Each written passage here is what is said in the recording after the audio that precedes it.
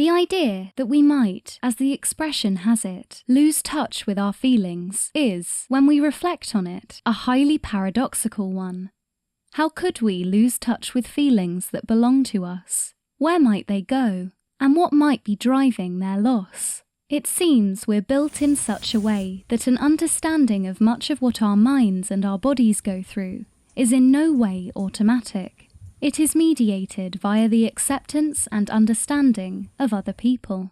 We know well enough about some things. If, for example, there were to be a gaping wound in our leg, or we hadn't drunk anything for 3 days, we would know the truth soon enough. But many of our sensations are like bells that have no solid wire back to consciousness. They ring at a peculiar frequency that isn't picked up by our minds when these have been attuned incorrectly. This may, for example, happen around tiredness.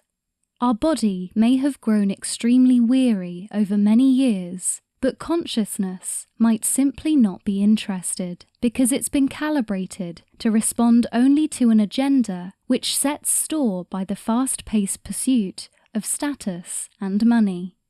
Or we might feel hugely anxious or in a rage with someone, but consciousness might not care because we have been ordered to be confident or extremely good. Or there might be a profound sadness inside us, but the feeling might not earn our attention because we're meant to be privileged people with nothing to complain about. Why do we overlook our feelings like this? Because we generally only notice those feelings to which other people, especially people in our childhoods, pay attention to, and conversely, ignore those which they sideline or belittle. If no one especially cares that we are worried, if the grounds for our anger would be refused immediately, if there's a dominant assumption that tiredness is for wimps, then we'll follow suit and disdain bits of ourselves as much as others have done. Knowing how to care for ourselves depends on having been cared for by others. We listen to ourselves because people around us have listened to us.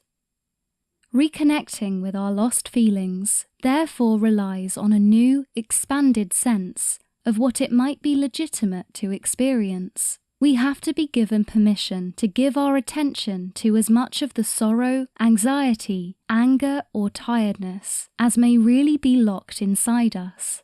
Put another way, we have to be loved properly, and so allowed to register whatever we are actually going through without being belittled, stonewalled, or humiliated.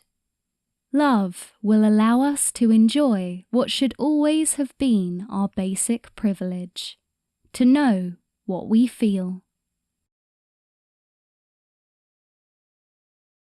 Our emotional barometer is a tool that can help us to more clearly explain our moods. Click the link on screen now to find out more.